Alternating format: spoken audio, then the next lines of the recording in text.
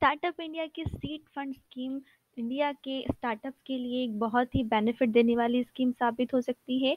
ये जो स्कीम है इसे इसलिए लॉन्च किया गया है ताकि स्टार्टअप को बिजनेस का prototype development, product testing, market entry और कमर्शलाइजेशन को थोड़ा बढ़ावा मिले या इसे बढ़ने में थोड़ी सी मदद मिले। सीड फंड या सीड कैपिटल वो मनी है जो किसी भी बिजनेस का जो आइडिया है उसे डेवलप करने में जो खर्च होता है या जिस उसे डेवलप में जो मनी लगाई जाती है उसे सीड कैपिटल या सीड फंड कहते हैं। इस स्कीम में स्टार्टअप्स को इंक्यूबेटर्स के थ्रू 50 लाख तक की फाइनेंशियल हेल्प दी जाएगी।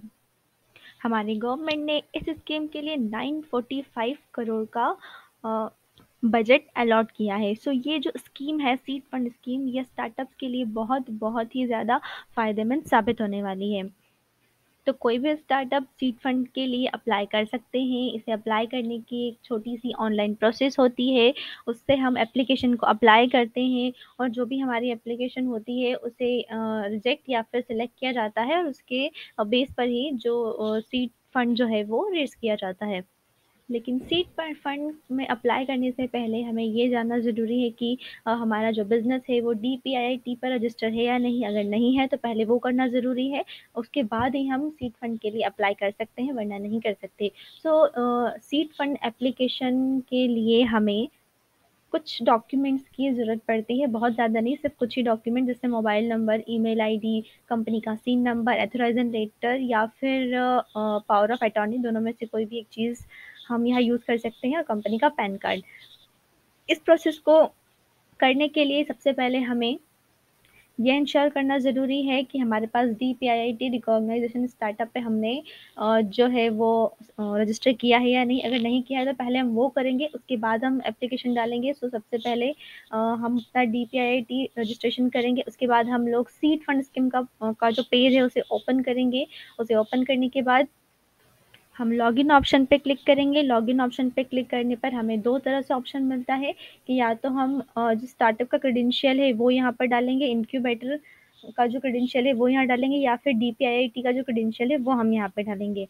सो मान लीजिए कि हम इंक्यूबेटर है या फिर हमारे पास जो स्टार्टअप इंडिया है उसका रजिस्ट्रेशन है, तो हम वो वाला जो क्रेडेंशियल है हम यहाँ डाल के उसे लॉगिन पर क्लिक करेंगे। लॉगिन पर क्लिक करेंगे तो हमारे पास पेज ओपन हो जाएगा।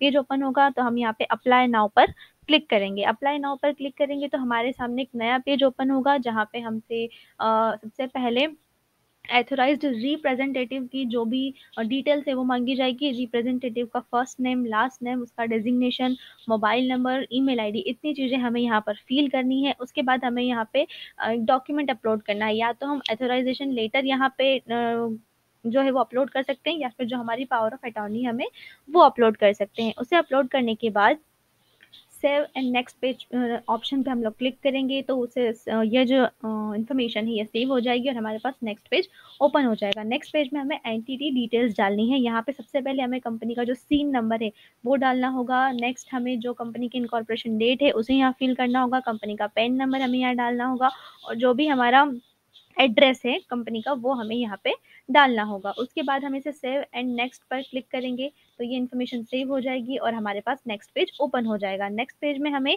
स्टार्टअप की डिटेल्स डालनी होगी। यहाँ पे हमसे कुछ क्वेश्चन किए जाएंगे, जैसे कि it is a technology startup, अगर वो है तो हम येस करेंगे और नहीं है तो नो करेंगे। इसके बाद हमसे 4 क्वेश्चन पूछे जाएंगे। उन क्वेश्चन में हमें जो भी क्वेश्चन है वो हमारे बिजनेस से रिलेटेड है, जो हमें अपने उन्हें आंसर देना है और अपने बिजनेस से रिलेटेड ही आंसर हमें देना है।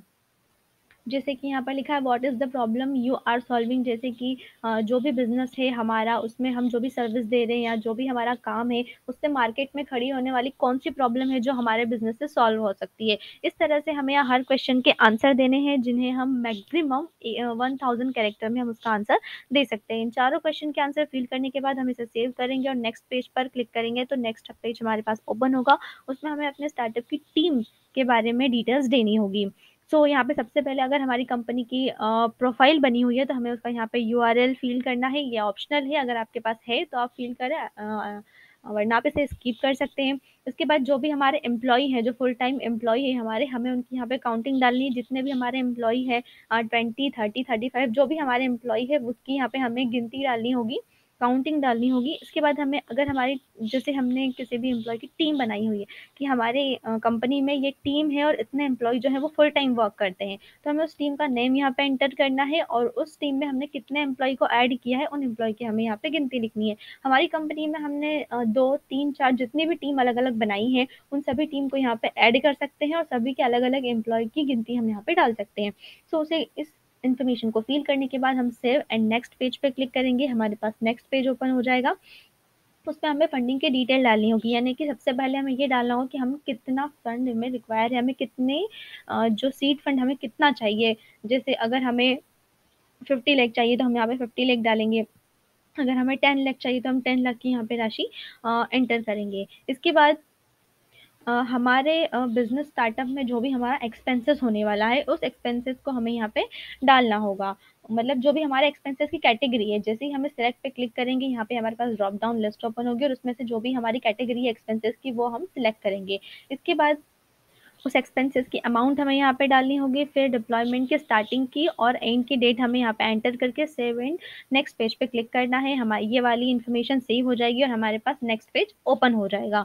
नेक्स्ट पेज में हमें अपने इंक्यूबेटर की डिटेल डालनी है, प्रेफरेंस 1 2 एंड 3, तीनों एक एक करके हम तीनों ऑप्शन को क्लिक करेंगे, सभी में हमें ड्रॉप डाउन लिस्ट मिलेगी और हम उन पे अपनी इन्फॉर्मेशन जो है वो फिल करते जाएंगे और नेक्स्ट में वही हमें सेव एंड नेक्स्ट पेज पे क्लिक करना है, तो हमारे पास अगला पेज ओपन हो जाएगा।